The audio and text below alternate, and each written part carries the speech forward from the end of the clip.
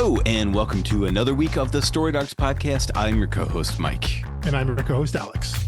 And today, we are continuing our deep dive into the discography of Homesick Pilots with Volume 2, which has a title, I Want to Be a Walking Weapon.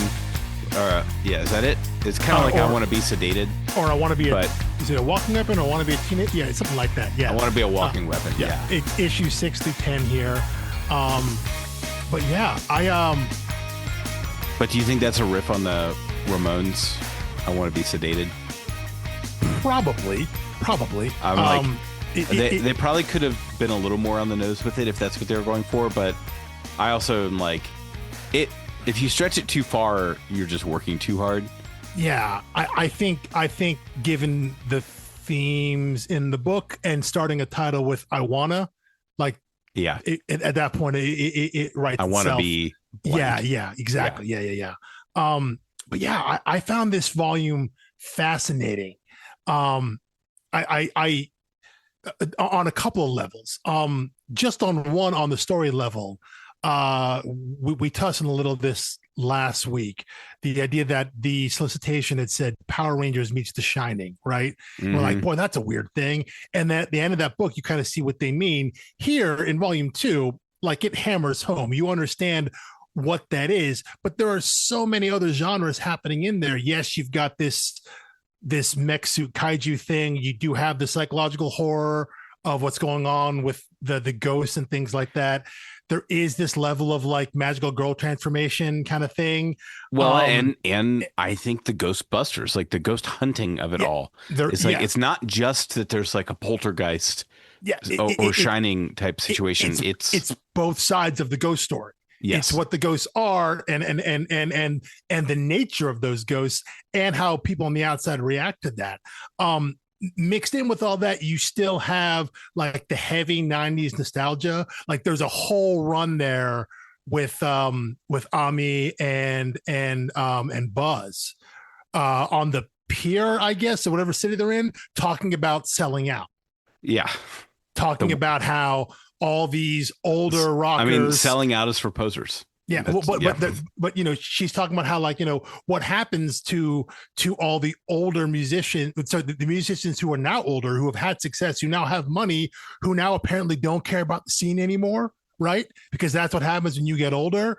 And so there's the commentary, the very 90s specific commentary, kind of Gen X commentary going on, and then there's this even larger commentary. And I think this is where I want to start, because it's something that you and I texted about prior to recording here. This larger commentary that Dan Watters and Caspar Wijngaard are talking about with specific regard to America, which I think is super interesting, because both those guys are they are British. They're not from here. And as you and I talked about over text, this idea of maybe it's easier for an outsider to come in and have this commentary on the U.S., like have an outside eyes looking in. And I think you said, you know, not that the British have such a sterling historical reputation, but, you know, their sins are different than America's sins. Right. So it's not like So I had myself. I was Googling. Yeah, I was Googling Dan Watters, and I was like, I've met Dan Watters. He's British, right? I was like, this is really specific American stuff. Yeah. And like extremely critical. And so I think what I had, and I'm embarrassed about this because I agree with everything he's saying, I had a little bit of nobody picks on my kid brother but me type mentality. And I was like, yeah, hey, you know what? I didn't come in here and write a comic book about all the British imperialism and, you know, attacking this, that, and the other thing. But then I thought to myself, but if Tom King wrote that book, I would absolutely read it. Even though he's American, he could do like an amazing takedown of like the, you know, British colonialism in India or something like that. And it's like, he's not Indian, he's not British, but I would 100% read it. So I was like, okay, so it's fair to cross. In fact, you have a different lens crossing. Exactly. You know, and here's something that I was thinking about, that I was thinking about a little bit. So after I finished reading and after we texted a little bit, I was thinking about it some more, and I went back and double checked. again, the publication dates. And again, I mentioned this last week, this idea that I'm sure the idea for this book started well before, even though it came out in late 2020. I'm sure the idea, the impetus for this book came out well before kind of the global lockdowns of the COVID pandemic of 2020. But yet the idea of being trapped in a house, right? Entering a house and not being able to leave seemed so front of mind, and would have been so front of mind if you read this book in when it first came out. Excuse me. This volume, though, and specifically the comments about kind of the idea of America, these issues came out in late spring, summer of 2021. So we're and meaning they would have been written probably early 2021, late 2020. And so this idea of like what was happening specifically here in the country, right? That is post George Floyd, that is post Black Lives Matter movement, while all this is happening in the middle of lockdown, and kind of seeing some of these long festering wounds in this country that society has tried to bandage over, like sticking their finger in the dam multiple places, really come to a front on a large worldwide scale. And part of me can't help but wonder, because that's not specifically what they're talking about here. Because they're kind of talking like when you think about like the original sin of America, and I'll even compare this back to like the original sin of Britain. Original sin of Britain is imperialism, right? The original sin of America is slavery, and they're not talking about that specifically here. They're specifically referencing like nuclear tests out in the desert, right? But there's a line that is, oh, now I can't even find it. Someone basically says, with great power must come great responsibility. Like, they don't exactly say that. But they drop that sentiment, the idea that if you have this ability, if you have this station, you have a responsibility to do something about it and wield it wisely and properly and right. And that is said under the backdrop of them talking about like basically how this country has kind of failed. And again, I have all I have is circumstantial evidence in terms of just when these books were being written and published. But it feels like this volume having such a specific needling that feels too much. But just a specific point of view on America coming out when it did, it feels like that may have been influenced by current events in terms of how can we take the feeling, the vibe of what's happening that we can sense, and how can we channel that into a story, and that fits kind of the themes and the motif that we're dealing with in our book.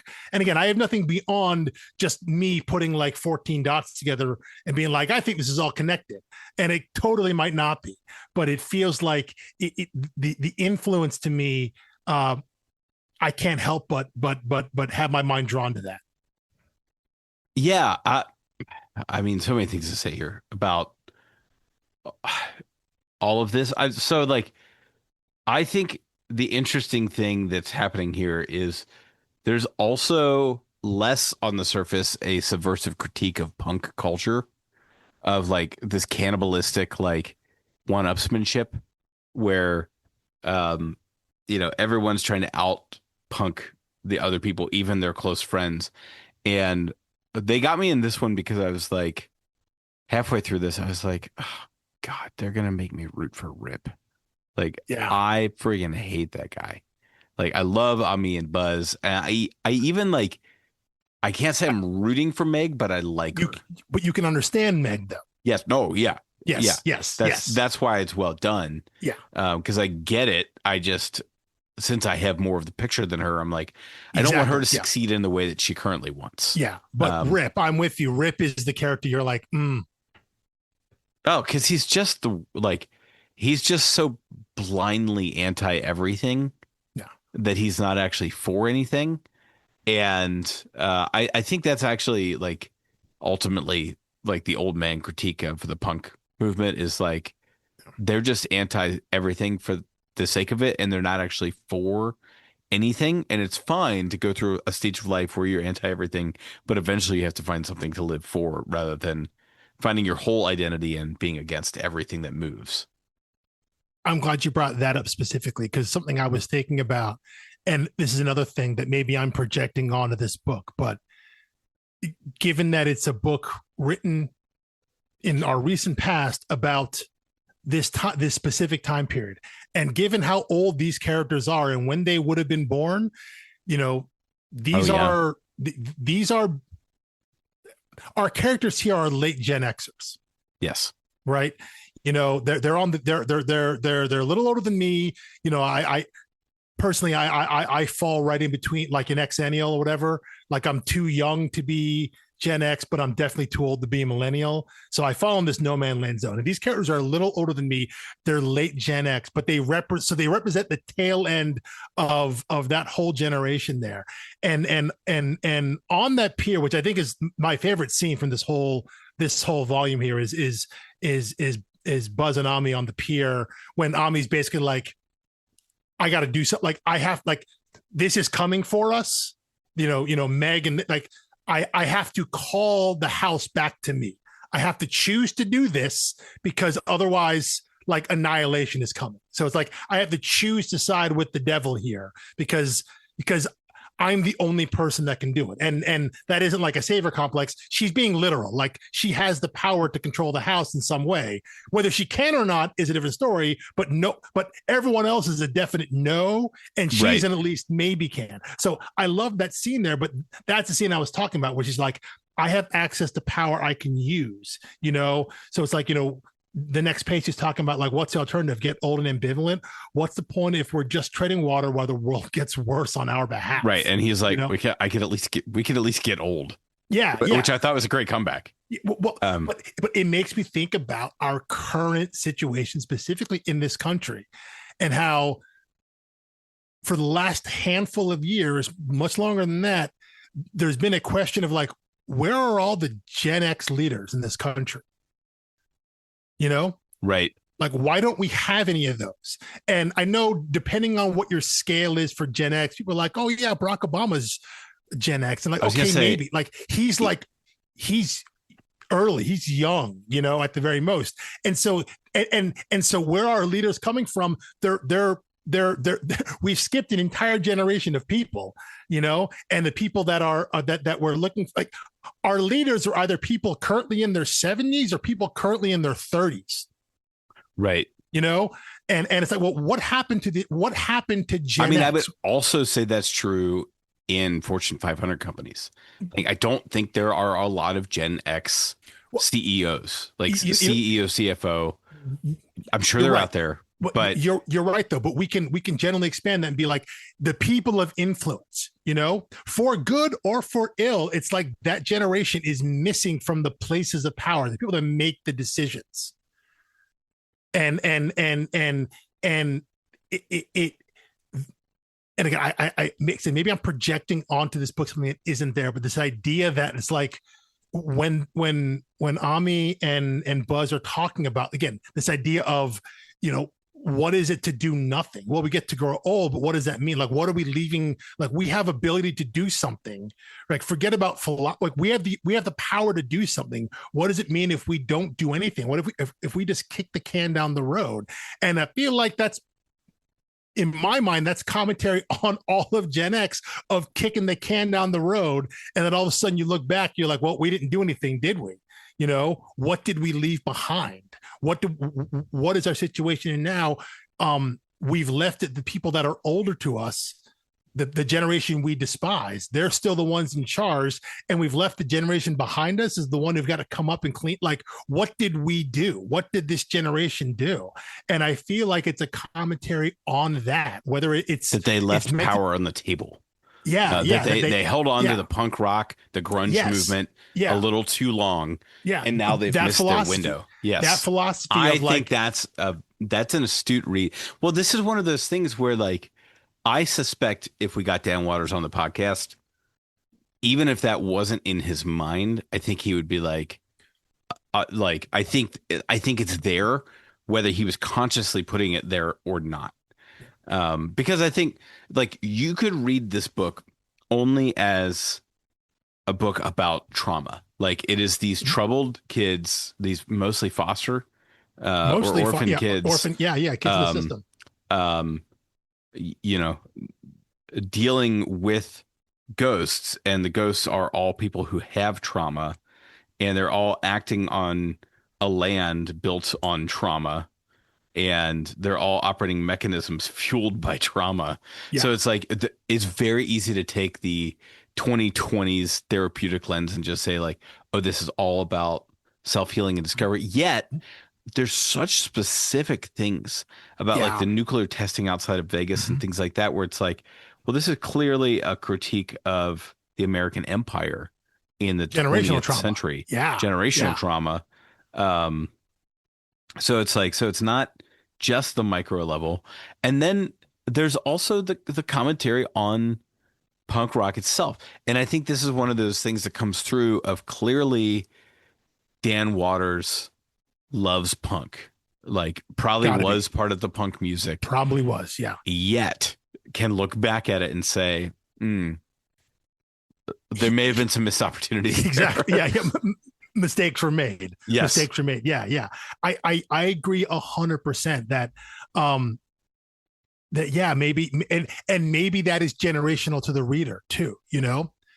Maybe it depends on how old you are and what your viewpoint is of the world and of this time period. Like if you're someone, if you're a kid in the 20 who was like 20 or 30 who has no memory of this time, maybe you read it and you only read it through the 2020 lens of, oh, this is overtly a book about dealing with trauma.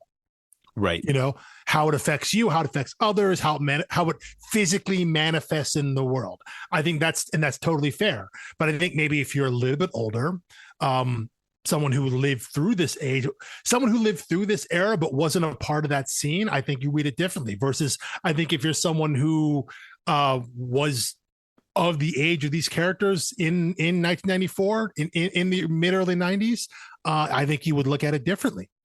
So I think I think it has those layers there, and it may depend on the age of the reader in terms of what part of, like, what theme, what motif, what commentary they're hitting on, right?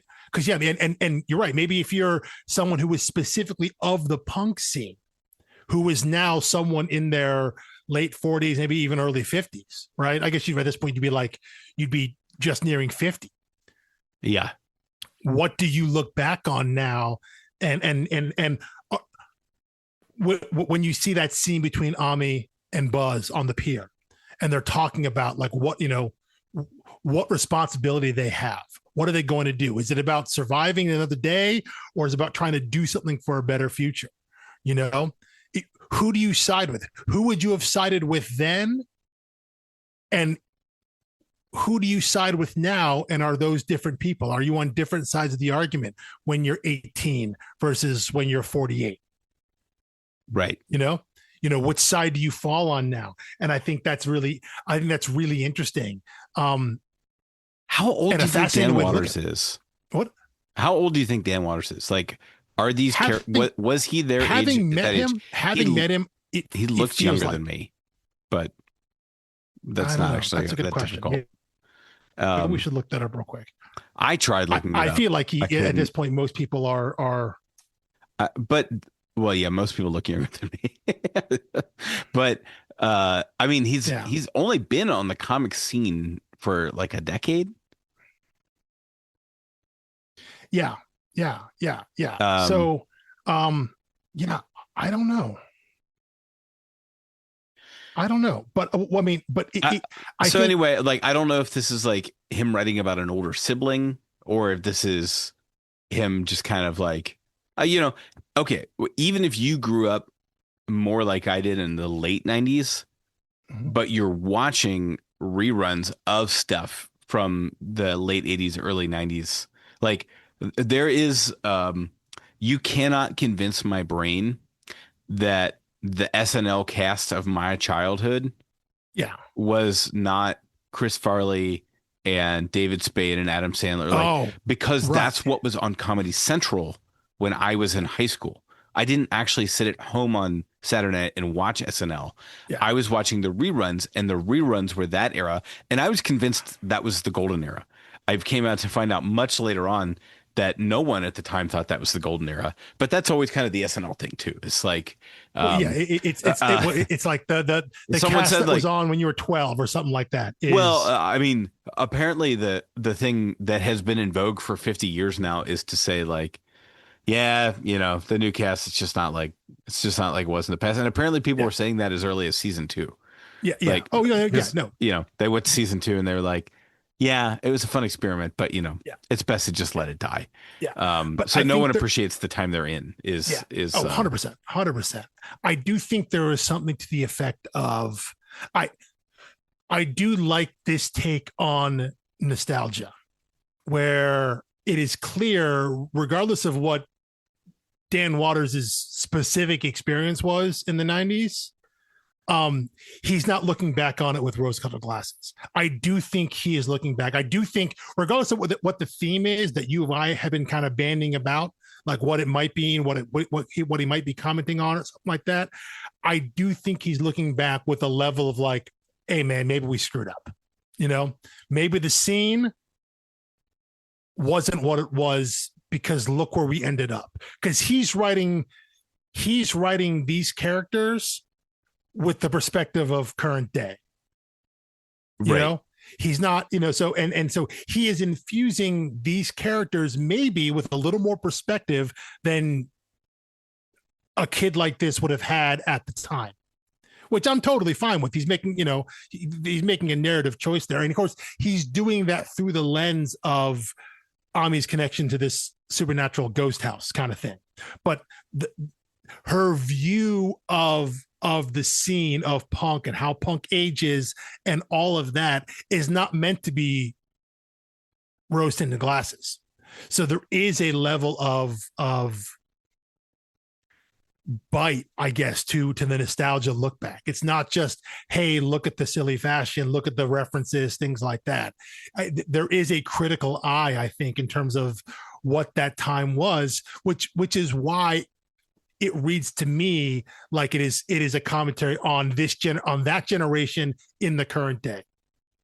That's why it reads to me as like, hey, this is who we were then and how we thought. And because we didn't act on anything, this is how we ended up now. We're in a position of no power. All we did was kick the can down the line, and it got so far down there, there's nothing we can do about it now because we had a chance. And because we thought philosophy or whatever our mindset was when we were 17 is the way the world was, and we stuck with it because you can't ever sell out, right?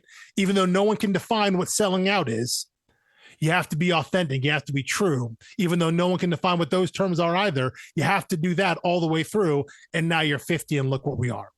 I feel like it's a biting commentary back on that. I think that's yes. And I think the very interesting thing is that I keep doing the comp because it's just like the nostalgia play. I think of when I think of something like this, it's like Stranger Things has been the most successful nostalgia play in recent memory. Yeah. Which is hilarious because now that's 10 years old and I'm getting nostalgic about it, but whatever. I actually never watched beyond like a couple episodes, but Stranger Things has a lot to say about a lot of things from what I've gathered. One thing it doesn't do is criticize anything about the 80s, as far as I know.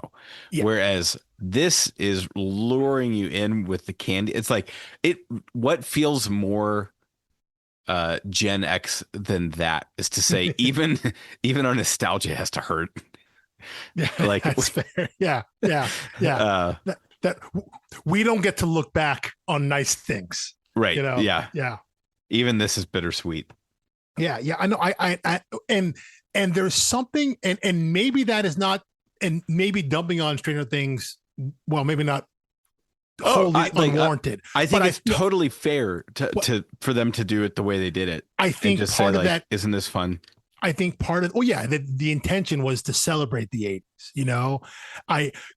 A closer commentary of the 80s to this book, I think, is Paper Girls.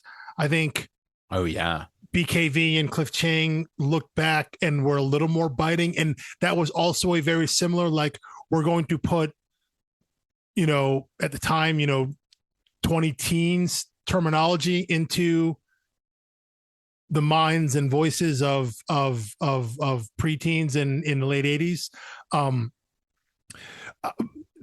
But it's still, it was using kind of the 80s aura to look at things to look at some aspects of current day life, while Stranger Things is very much like, we're going to celebrate the 80s. This is a full nostalgia play. I don't think and I'm trying to think back, because it's been so long since Stranger Things first aired, and I'm trying to think that if the Duffer Brothers, I feel like they've talked about, like, like it was a celebration of, like, this is the childhood, and so all the things about it were great. Right. What I imagine in the Stranger Things like writing pitch room was someone saying, like, well, what if we did this? And someone else saying, isn't that kind of an 80s trope? And it's like, yeah, see, you get it. Like, that's what we're doing. Probably, yeah. Like, we're trying to hit all these notes here. We're trying to hit, which is great. Like, I absolutely think there's a place for that. It's not my thing. Like, that particular, like, Stranger Things isn't my thing, but I have no problem with anyone committing to any vision and like just going for it. And as long as it's yeah, you're right. I agree. As long as it's just like, as long as it's intention, like, we're doing the point is, we're not making a commentary. The point is, we're going to celebrate all the fun things we loved as kids. And there's a way to do that with the 90s too. But I do think you're right. There is just that inherent Gen X thing of, like, looking back on our childhood, looking back on our time in high school. That sucked. That was terrible. And so when we write about it, it's going to be terrible, you know, even though it probably wasn't all terrible. But there is that, like, inherent self-loathing, I guess. I mean, I think there was such an enormous sense of, like, could human existence possibly be better than what it is right now in the 80s? Yeah. Like, they thought technology was at its peak. Yeah. Everyone thought they were rich, whether they were actually getting rich or not. Cocaine, solved a lot of problems and caused a lot more. Yeah. So I think people, but okay. So I can't help but notice that we have both gone, like, metatextual with this volume. Yeah, we have. I think there's a couple reasons for that. One, I think the book begs for the metatextual. But more importantly, this volume especially, I think. This is clearly a setup volume. So, like, yes, as you're reading this, you're like, okay, we're doing a 15 issue thing. Yeah. Even if I were reading a single issue and didn't know, I would be like, all right, we're climbing the last big hill of the roller coaster and we're getting ready to go down. Yeah, I agree. I think the fact that even though they were introduced at the end of volume 1, the fact that we get System Disrupt, we get them introduced, we get their whole vibe. And in like an issue and a half, Mega's like, you know what? I'm out. Like, I'm in control. Screw you guys. And she breaks free, basically. As opposed to them, like, because there's a time jump there. I think 3 months or whatever it is. But the fact that we learn about this group, this System Disrupt, and then they're basically disbanded or they're annihilated by Meg. Tells you that we're already moving towards an end game. Right. We didn't spend time sitting with them to learn about them and really understand and meet those characters. I just got the sense, though, that most of those characters, and this goes back to specifically System Disrupt, I think, in my mind, reinforces this idea of the kind of do nothingness of Gen X. Because what they said, their whole stated mission is like, yeah, man, we're like R&D. We just think stuff up. Like, we never actually expected to, like, it was like we weren't ready for Meg to actually go out and fight the house because we never thought we'd actually get there. It's just like, we're the cool disruptors before they were disruptors. We're the outsider hacker kids that figured out how to hack ghosts. And then, oh no, they got someone who actually has the power to control it. And that's really cool until she actually controls it. And they're like, oh crap, what do we do?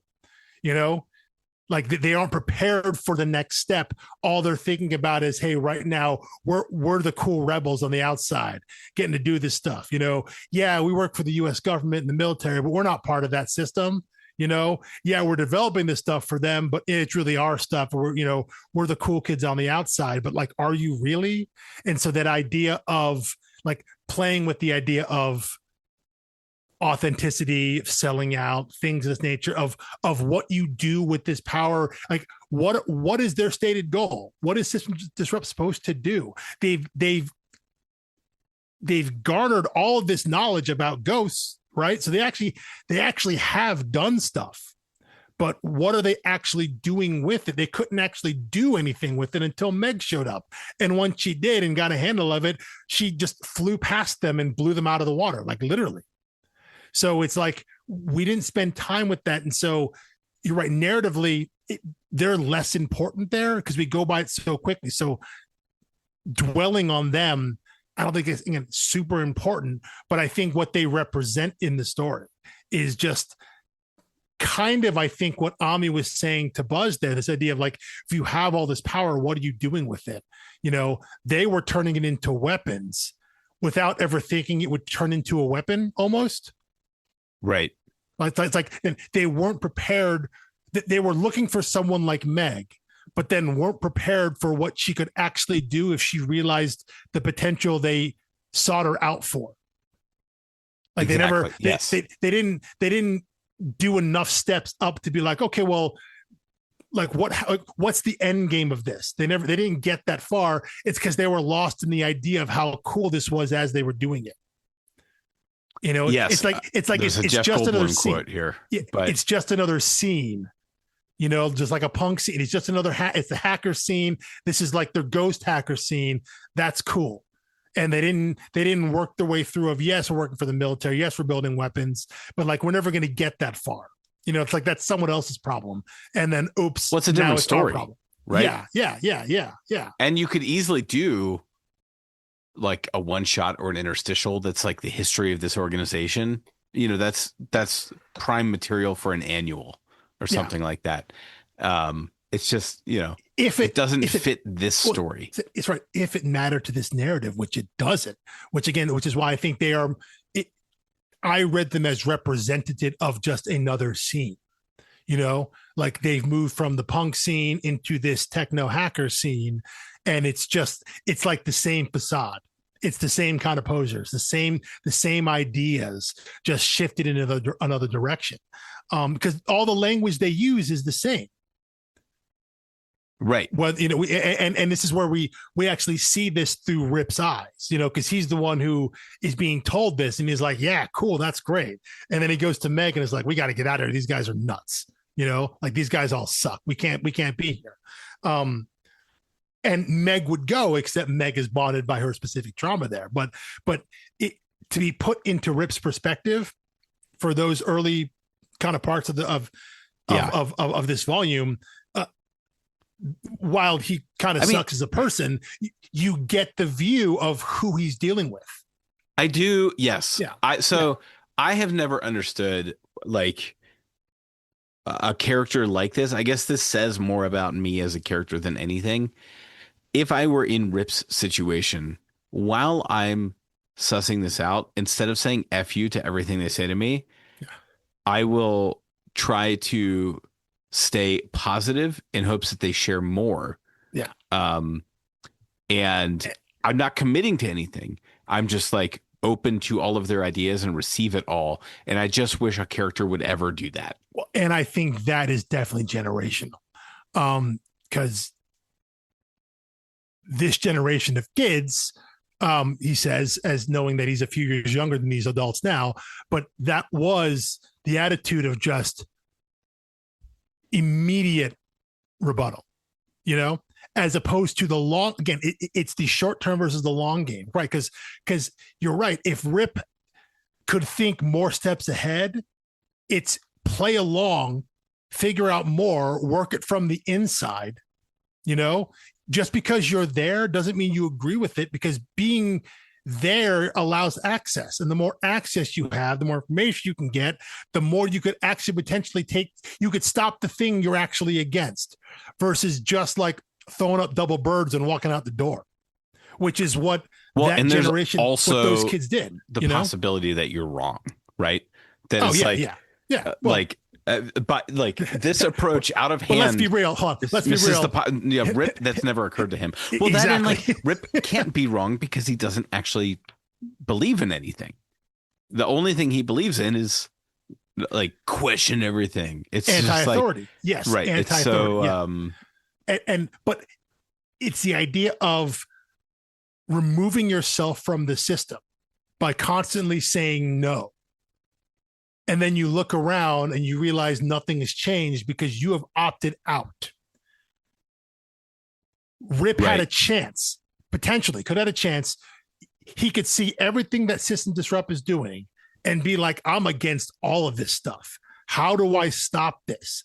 And his idea was just, let's run. Let's save ourselves and get out of here. Not having an idea of we got to shut this down and do anything about it. To me, then you transpose that, or you reflect that on, again, the conversation that Ami and Buzz have on the pier, which is the same sort of thing, where Buzz is like, you can't go back to the house. It'll probably kill you. If we run, you live another day. Don't get involved in this, even though you might not be able to escape it in the end. You could escape it tomorrow, and maybe you escape it the day after that. And you escape it the day after that, and you go until you can't escape it anymore. And Ami is looking at this like saying, hey, well, like I could do that, but this, like, something is coming for us that only I can potentially stop. And so if I opt out of the system, what does that leave? What am I leaving for the people left here? For the people that have no say in this or have no power in this. And to me, it is that commentary of just, if you just say no to everybody, thinking that's how you're going to change anything, the world's going to keep turning without you, and you're just not a part of it. Right. Like opting out of the system doesn't change anything. You're just you're the person on the outside yelling at when you could be on the inside fighting for change. Whether or not you're successful or not is a whole other story. But if you're on the outside, you can't do anything. Right. Your chance of success is zero versus some number larger than zero, however small it may be. If you're fighting from the inside, if you actually are fighting, if you actually are willing to take a chance and see what the world can be, if you give a damn about something. And you're right, Rip doesn't, and probably never has. Yeah, well, what I'm thinking of, because it's funny when you were saying there are no Gen X leaders, I did think, does Obama count? Like he's the closest, but clearly the thing he was pushing back against was the attitude of Gen X. Yeah, that was the whole thrust of his campaign. It was, yeah. And there's some quote, I couldn't find it, but he said on various occasions, like, we don't actually have a shortage of people highlighting problems. We have a real shortage of people solving problems, like applying their critical minds to the task of coming up with imperfect answers that move the ball forward. Yeah. Rather than people who are just really good at sitting back and saying like, well, that over there sucks. It's like, yeah, no, there's 350 million of us that know that thing sucks. Yeah. But yet none of us are willing to do anything about it. So the position of devil's advocate is fully occupied. 100%. And I think the other part of that too, what you said, the first part of that Obama quote, the idea of thinking of imperfect solutions that move the ball forward. There is also a group of people that look at that and be like, well, that doesn't solve everything. That's only a half measure. What are we doing that for? And you're like, well, yes, it's a half measure now, but the idea is it's either this or do nothing. Well, I'll do nothing then. Why are we doing only a little bit when we could do a lot more? Well, maybe, theoretically we can do a lot more, but, is doing a little bit now and then trying to do a little bit more later and a little bit more after that, is that better than doing nothing and waiting for the one solution that fixes everything? I would argue that yes, incremental steps, as frustrating as it is, like that's how change happens. You know, it doesn't happen. Certainly lasting change, right? Yeah, It doesn't happen. It doesn't happen all at once. It is a bunch of small victories, getting what you can and moving and slowly turning the boat against the tide versus like the one knee-jerk changes cause big knee-jerk reactions. Yeah. And can usually be unchanged just as quickly. Yeah. The slow methodical changes are the ones that typically tend to last. The ones that hold. Yeah. And I think present situations excluded. Yeah. Well, but I think someone like Rip is a character of like, well, if it doesn't change anything all the way, then why are we doing it? Exactly. Yeah. You know, he is that guy. He is the guy of like, you know, I've met enough of this in real life. And like, I even enjoy reading those. Like there are, I think comic authors, I don't think Dan is one of those because I clearly hear Dan has some critical thoughts on that point of view. But there are comic writers who, you know, are cultural critics. But many of them have that kind of naivete of like, well, I'm just going to criticize everything that isn't exactly the solution I had in mind, which is pie in the sky, unrealistic, never going to happen. But that way, I never have to give up my seat as critic. Yeah. Because I've set an impossible standard for the world to live up to. I'm doing nothing to contribute to it or make it go. I think there are a ton of creators like that. And because you're right, because in a way, they're never wrong. Because as you said, they're pointing out a thing that millions of people are like, yeah, that's a problem. We all know that. So another voice that's like, hey, shining a light on this thing, not necessarily a bad thing, right? You know, not necessarily a bad thing to point out what the problem is, but yeah, then the idea of, well, then what is anybody doing to fix it? Whether they're a comic writer or an author or any sort of creative in this space that is just kind of lobbing things out there. Whether they're just pointing out problems or you're, like you said, pie in the sky solutions. It's not invulnerable stance, but it's pretty close to it because you're right. You can't be criticized for it because you're pointing out a thing that everyone agrees is wrong and you've given a solution that everyone knows we can't get to. But if we could, you'd be right. Right? If we could do that thing, it would solve it, but everybody knows we can't do it. But you haven't said anything that contradicts that goes against the idea of pointing out the problem that everyone agrees is a problem.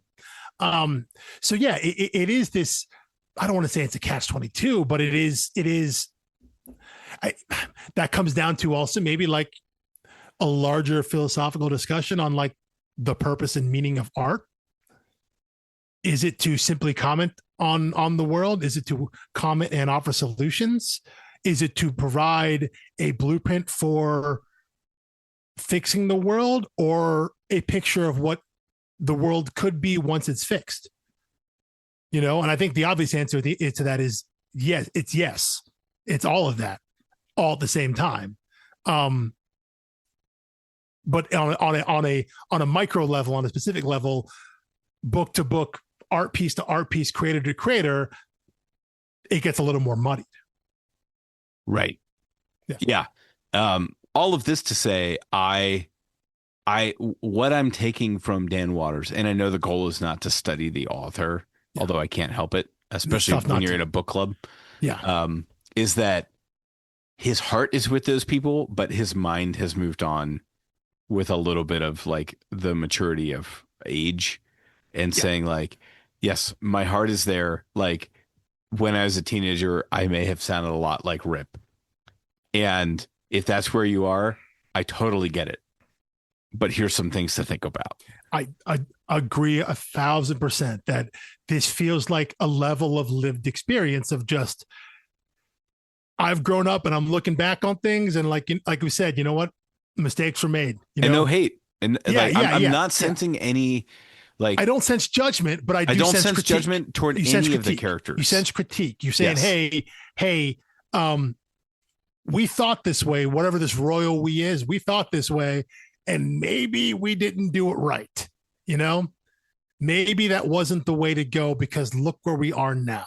Look where this has led us. And maybe, not saying this is all our fault, but maybe we could have been part of a solution. It feels like that.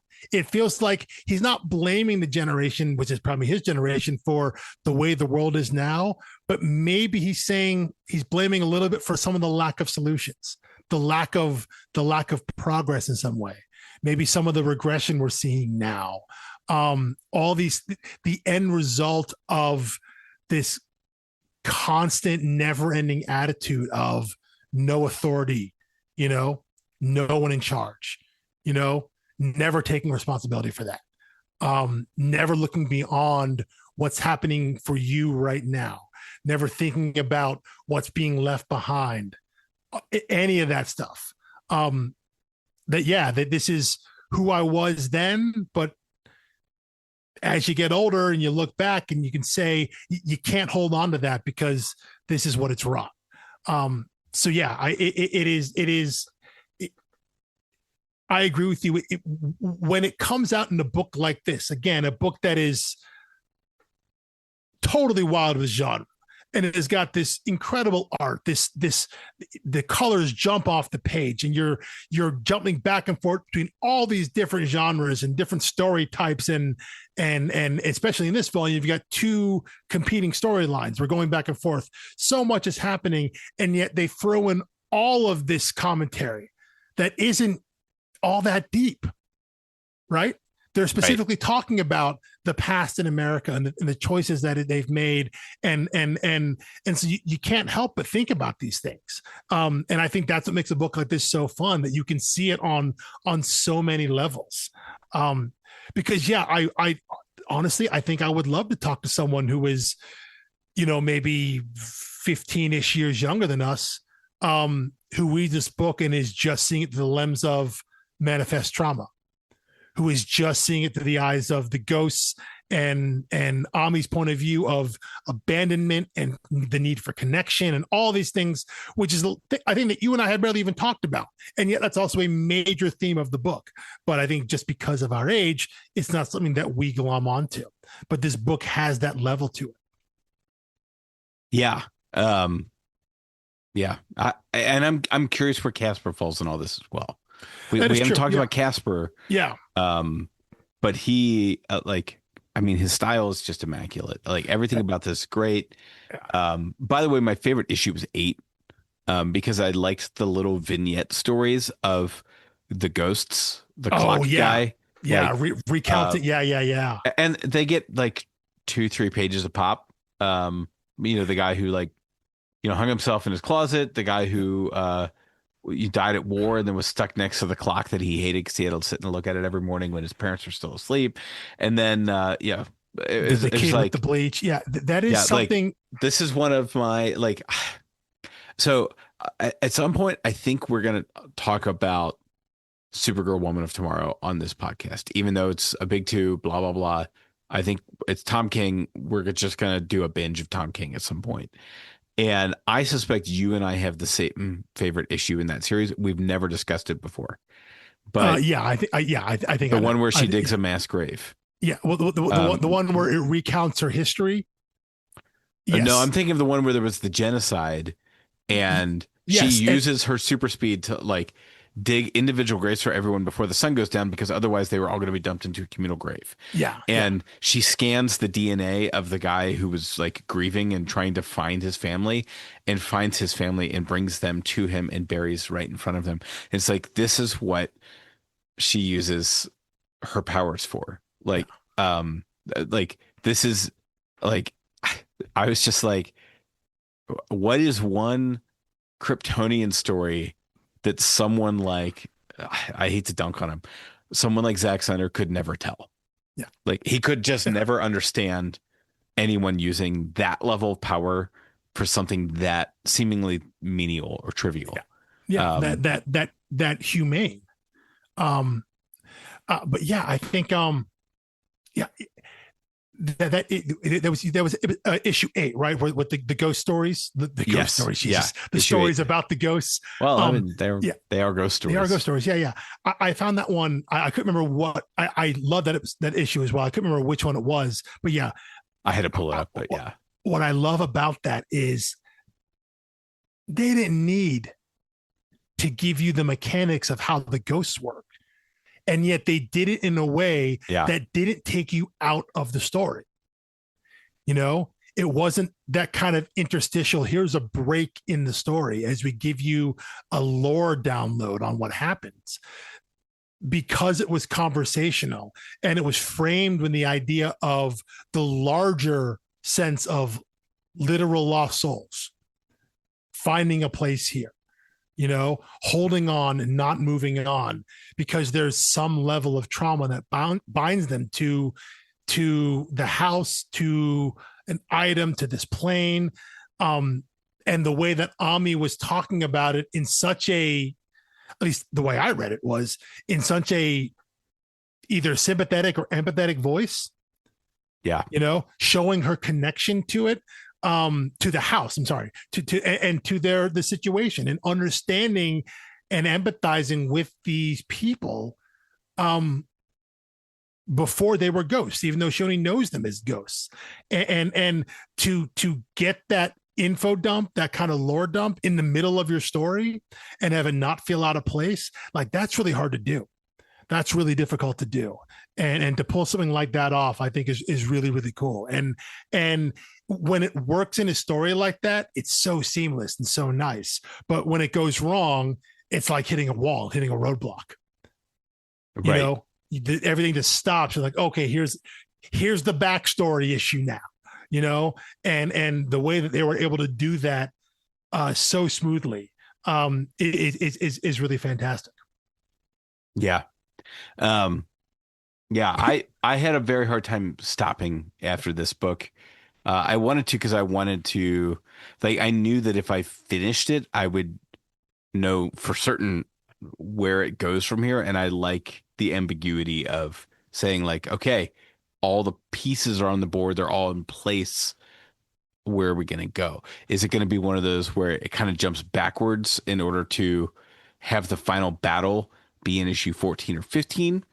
Or will the big battle be out of the way because there's actually something bigger than the battle that needs to happen? Yeah. Yeah. Yeah. I got to say that we've gone this far. We haven't actually mentioned like the ball of hate of literal Nazis that attacked the punk show.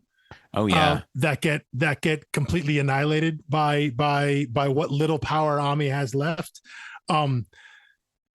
Given the time when this book was published and released, that one feels specifically pointed to many parts of the world in terms of the reemergence of fascist ideas. Well, it's interesting because I was thinking they were in Portland, which, you know, yes, you don't wait. Were they in Portland or the show? Was the show? I thought it was like Portland or Seattle. Like they're up in the Pacific Northwest.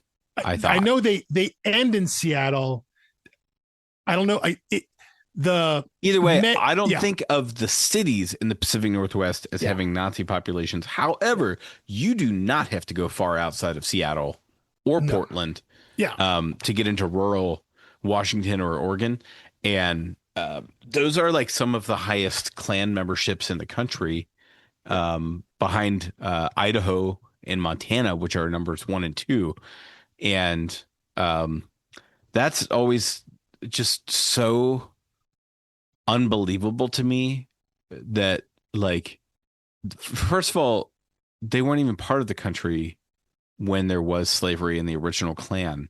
Yeah. These guys had to go out of their way to be racist, to choose it. Like there was no inertia there, like there was in the South. It was like, no, we did our homework and chose this.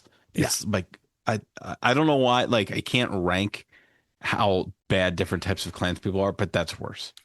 Again, I can't rank it, but it's worse. I know what you're saying. I know what you're saying, but you know, that one feels, you know, again, that feels specifically pointed to our time, which was a problem then in the scene, But and it is how now does a someone larger. from Britain know that about rural Washington and Oregon in the 90s? Well, and I that's mean, the that's what thing. I'm like. That's when I was like, wait, he is British, right? Yeah. That's when I like stopped and Googled it. I'm like, how would a British person know that? Other than, maybe he's been to like Emerald City Comic Con and, said, hey, I'm going to go see Mount Olympia. And you go into Forks, Washington and rural Washington. And it's like, my gosh, you fall off a map very, very Pretty quickly. quickly. I mean, it could also be just like working the assumption that, you know what, there are Nazis everywhere, That's true. and not being all that wrong, unfortunately. Apparently a renewable resource. Yeah, who would have thunk? You would think, but yeah, it is. Again, it's another one of those things of viewing the past with a very obvious 2020 lens, a Yes. current day lens, and making a comment on something that was definitely a thing at the time of skinheads and the borderline between like skinheads, straight edge, and like actual Nazis and all that, Nazi punks. And you read it now and it's just like, oh right, yeah, there are Nazis out there. There are people who are like openly Nazis. So yeah, it's a fascinating book, the way it hops genres. And it feels at times like you can look at it and it can feel very silly at times, jumping from like a punk show to like back to System Disrupt and like their wall of TVs and their ghosts and things like that, and everything that Meg is trying to do with the nuclear bastard mech suit they have, and then jumping back to A Quiet Moment with Buzz and Ami and all this, and talking about the ghosts and the inherent trauma, and it it volleys back and forth from all these things. And I think if you stop and try to explain it, you feel like you're going insane. But when you read it, I think because how intentional it all is and how it all feels, it doesn't feel weird. If you give yourself to the story and to kind of accept what you're reading here, I think you can see the larger themes. You can, and those jumps in genre don't feel jarring in tone. Jumps in genre don't feel jarring in tone. Wow. Yeah. That was alliterative without being the same letter. That was tough to say there. But because, oftentimes when you do jump genres, intentionally so, you can go from silly and absurd and slapstick to maybe something dark, and that's the point of whatever story is being told or presented to you. Here, I think they're able to do that in a way and cover some of the more absurd Power Ranger-esque aspects of it, the more ridiculous stuff, and it doesn't feel out of step with the smaller personal moments that the characters have just talking to each other and talking about themselves, their lives, the scene, the philosophy of the world. All of that still feels like it's in the same world where giant mech suits are powered by ghosts trapped in these objects related to how they died, Yeah, or something like that. Well, and we talked about this a lot with 2 books ago with Manifest Destiny. Mhm. It's very interesting how this is clearly a different world than ours, yet the common fabric is so similar. Yeah. It's not even writing a whole original world. It's just saying, what if our world had this element to it? Yeah. Because all the people, even someone like Rip, they all feel real. Because you knew these people. I knew these people. Oh yeah. I said know some of them still. School. Yeah, I know some of them still. And again, even though I'm slightly younger than these characters here, and you're even younger than that, I know these people are. I'm familiar with them. Rip and Buzz and Ami and Meg and the other guys in Meg's band who were like the worst. The punk kids, like the quote unquote hardcore punk kids that Rip was getting high with underneath the underpass. Like I knew these people. I knew who they were. And I saw some of them change. In the years following high school and college and things like that. And I know some of them that haven't, So yeah, the people feel real. Now, System Disrupt, I didn't know any of those people because those are like the worst version of hackers, which in my mind is just very funny. Like that, like System Disrupt is like that's Acid Burn and Zero Cool and you know Yeah. serial kill. Like they're characters from hackers, which is very funny to me. Whether or not they're actually meant to be that, it feels like a commentary on that scene. But the kids in the band, yeah, they feel real, they feel true, and the way they act feels true, even if it's against what we would think is common sense. It feels true to them, and so that adds to the reality of the world. And then you throw on the supernatural aspect, and it seems to fit. Just like Manifest Destiny, like you said, you know, they were taking literal real world characters on a real world events and grounding it in that way and then adding supernatural elements into it. This feels real because the scene feels real. The kids in the scene feel real that they're coming from. So their perspectives make sense. And then you're just throwing something ridiculous and absurd on top of that. But because you bought in on the ground level, you're in for like the weird kaiju hijinks later.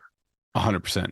Yeah. And I mean, and I would say I'm not like the biggest, like saying something has like kaiju hijinks in it is not a sales pitch for me personally. Sure. Yeah. Like, I mean, but there are people, one of them's been on our podcast. Like, I think if you were pitching to Rosie Knight and you start with kaiju hijinks, she's like, I'm 50% there.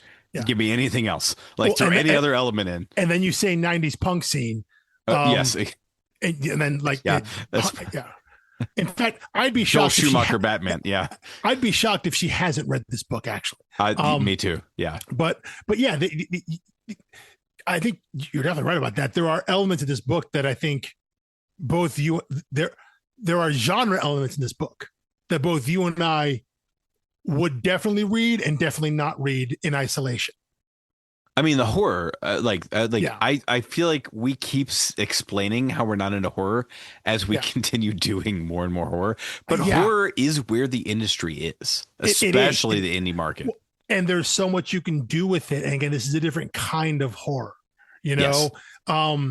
Much like even something like Manifest Destiny had a lot to it because it had a lot of gore and violence, but it was violence against some people too. But that is different than something like the stuff that James Tynion does with like Nice House or World Tree or Something's Killing the Children. Like there are different ways to spin horror.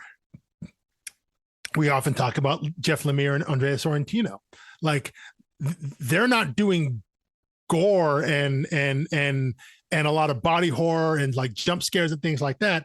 It's very psychological. It's very slow burn. Yeah. It demons, other worlds, things like that.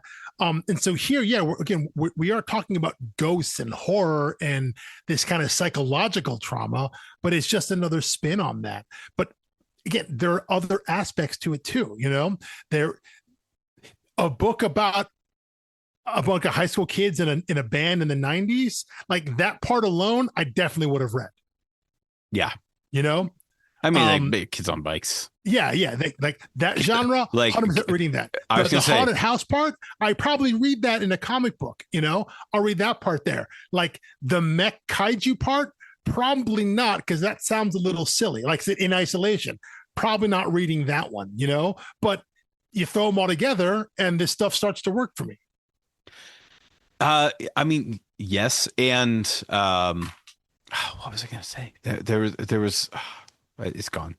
I had it. Yeah, it's gone. All of that to say, yeah, Kids on Bikes, automatic sale for me. Kaiju, no, I'm not quite there. However, like if you described this to me of like, this is a little bit, Kids on Bikes are a little older than that, but it's coming of age.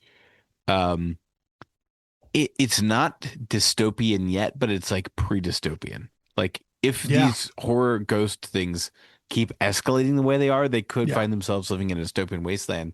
In which case, the punk of it all and the dystopia of it, this is like a prequel to like a Matthew Rosenberg, Tyler Boss book, isn't it? It is kind of like it is like the prequel to What's the Furthest Place from Here or something Exactly. like that. Yeah. Yeah. Definitely.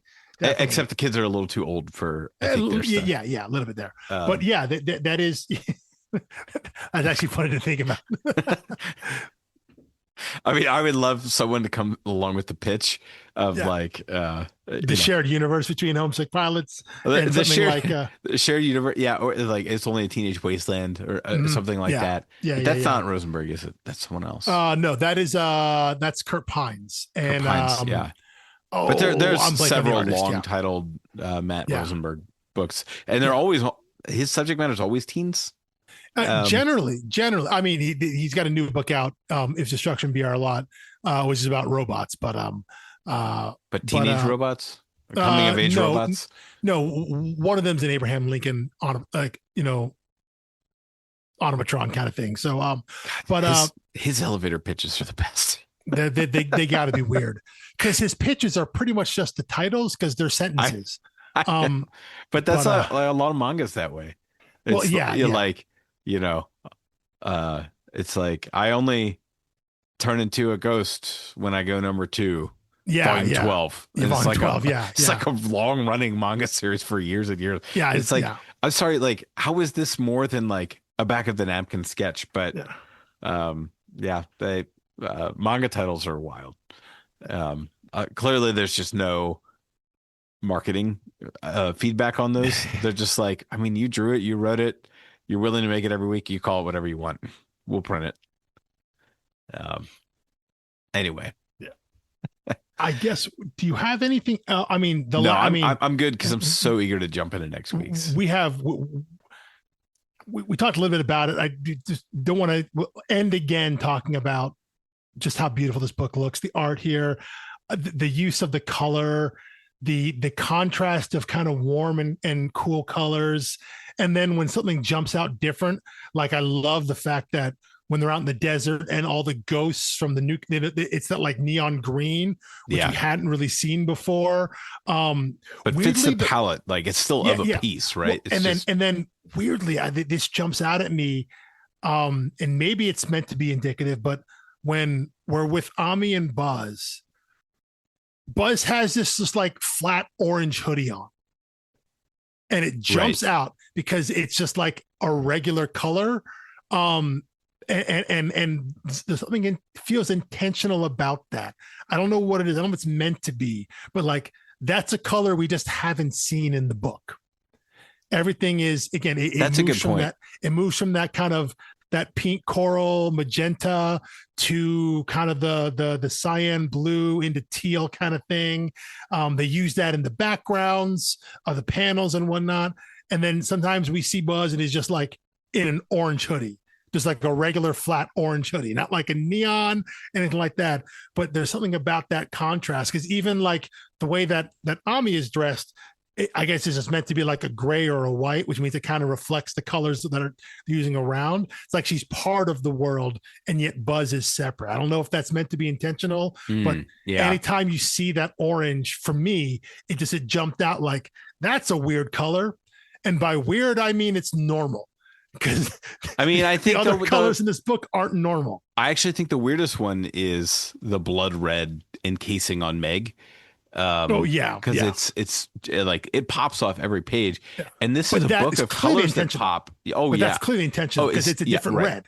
It's a different red. It's a different red than anything else in the palette. It's only used for blood, and maybe that's why I'm thinking that about Buzz's hoodie, because there's something so intentional about we're using this color for him and it stands out. Maybe I was making a subconscious connection to see Meg there with her red, even though red is a shade of a color we've seen before. You're right. That specific color tone of red is just for her and it stands out. So maybe I was thinking something different, something similar when I see just a flat orange on Buzz's hoodie, thinking this is making this character jump off the page for some reason. Right. It's drawing my eye versus everything else around. Well, it. and Buzz seems the least committed to the punk lifestyle, right? He's the one who's like, I do this because my friends do this, but Yeah. if we have a chance to just like Opt fall out. in love and go opt out and Yes. just go live somewhere else, let's do that. Yeah. And Which is everybody why I else was is saying- like, I'm a true believer, man. Yeah. But like, I don't see Ami judging Buzz for that. She's just not No. interested Yeah. in what he's pitching. Well, and I think if she didn't have this tie to the James house, she'd be down for that. She actually might be down for Yeah, that. they'd be inland, but I think she Yeah. knows Yeah. like there's no outrunning this thing. Exactly. So I have yeah. to deal with it one way or the other. I think Yeah. she, like the reader, probably suspects this only ends with her dying, like one way or the other. Like It ends with a confrontation. at the very there's least. confrontation for Yes. sure. Yes. There's Yeah, got to yeah, be yeah, closure. Yeah. I suspect it's one where, I mean, in the broadest hedging my bets way, she has to die in some sense. Well, Like which she then has to goes die back, to her trauma. She has to die to whatever. which goes back to the question that you brought up last week of not who was narrating, but maybe when Ami is narrating from. Exactly. Because again, all those, anytime we get the narration, anytime we get the all black page with a little bit of white speckle there, it's all past tense, talking about things that happened, like I'm thinking immediately Just like of, Saga, of, we've still not caught up to real time. Yeah, It's yeah, all yeah, wistful, yeah. looking So, back at her childhood. yeah. So Ami looking back, why is she looking back? How far is she looking back? Is she looking back from another plane? Is she a ghost now trapped somewhere else? Recounting her life. Is she just older now in 2020? Is she like a 40 something? Looking back, we have no idea. But it still still reinforces that idea of anytime they go to the narration, the fact that it's in past tense, it does prime your reader brain in a way to think something's got to happen here. Doesn't mean she lives, doesn't mean she has to die, but something has to happen. I think you're right that Ami, especially at the end of this volume, right? End this volume. She's not going back to the way she was. I guess that's the safest. Yeah. But she has to choose to basically re-engage with the James house. Yes. Whether or not she can get it to do the thing she needs it to do, whether it'll quote unquote listen to her or obey her or anything like that, but she knows she has to re-engage with that because Meg is coming for them. And that's an inevitability. And so she is making a choice when she would definitely rather just be with Buzz and do the thing that Buzz wants to do, which is just go live a life and get old somewhere. But I think she's realizing, or she has realized, that that's just not an option right now. If she survives this thing, maybe, but in the short term, we have to do this because if we don't do this, everything ends. Yeah. That's a tough realization to make. And again, probably not one that maybe kids would have made at the time. Thinking about tomorrow and the larger scope of things. But I think Watters and Wijngaard are able to put that perspective into younger versions, younger avatars of potentially themselves or people they knew, and allow them that kind of perspective that maybe they didn't quite have back in the day. Yeah. All right. Well, if that's your final take of the day, unless you want to hedge a bet for the ending, okay. I don't think it's worth guessing too specifically, other than to say it would not surprise me at all if if Ami died. Well, it certainly wouldn't surprise me if Meg died. Death seems like the only way out for Meg. Yeah. Other than salt baths, or just maybe that's why people keep salt rocks around. Get her a big salt lamp type thing. But for Ami, it would not surprise me if she dies, even if it's a fake out. Like she has a way back, or she tries to sacrifice herself in some way, and that brings healing to the house, or something like that. Yeah. Or she dies and becomes a ghost in the house that can control the house from its worst impulses, kind of thing. Like she chooses to become part of that, to hold it at bay. By the way, I don't. This might be a failure of me as a reader, but I don't care what happens to the house. Like the whole thing could burn down, and I don't care. Yeah. And that could be part of it too. The house could be destroyed, and Ami could then be saved. She's free of it, or has to go down with it because they're connected. I wouldn't be shocked by any of those, because I think all those are on the table, and all of them I can see making very plausible narrative sense, and in both a story sense and a character sense for her. Yeah, all those, they're all on the table, and they all could be satisfying. I don't think they're locked in any one way, which is exciting to get to. So can't wait to get there. All right. Well, thank you for listening. If you have comments or guesses of your own, add us on Blue Sky, assuming that I catch up with our social media before the series is actually over. Or comment on Instagram, and we cannot wait to dive into Volume 3. So join us back here next week for Volume 3. This is when I've already closed out of my book every single week, and I don't have the title of Volume 3. It's Volume 3. It's issues 11 through 15. I know, it has a proper name, and I was like celebrating that, except that I'm terrible at leaving things open as we're wrapping up. Homesick Pilots, Volume 3, 3 Chords, and the End of the World. Yeah, that sounds like a lot. Great title. Yeah. 3 Chords is very fun. Anyway, all right, we'll see you next week. Peace.